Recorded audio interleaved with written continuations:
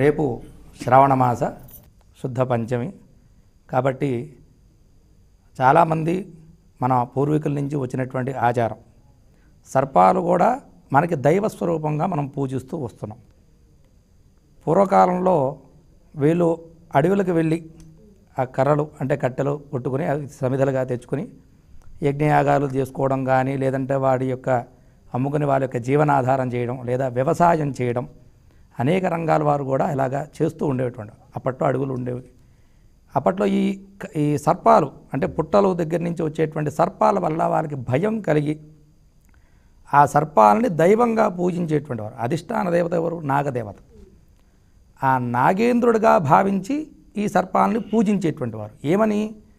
ఎటువంటి కీడు మాకు తలపెట్టకుండా నన్ను మా కుటుంబాన్ని అలాగే మా సంతతిని కాపాడమని పూజిస్తూ వచ్చేవారు. అటువంటి విశేషమైనటువంటి నాగదేవతను ఎవరైతే అధిష్టానంగా పూజిస్తారో వారికి సకల దోషాలు పరిహారం అవడమే కాకుండా సకల శుభాలు కూడా కలుగుతాయి. ఎటువంటి శుభాలు అంటే వివాహం కాని వారికి వివాహం, సంతానం కాని వారికి సంతానం, అలాగే కార్యసాధన.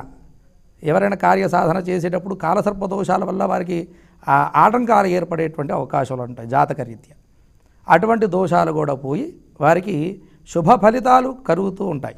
కాబట్టి అందుకోసమనే రేపు శ్రావణమాసంగా విశేషమైనటువంటి పర్వదినాన ఆ కాలసర్పదోష నివారణ కోసం దేవాలయాల్లో ఉన్నటువంటి సర్ప ప్రతిమలకి విశేషంగా పంచామృతాలతో అభిషేకం చేస్తుంటారు.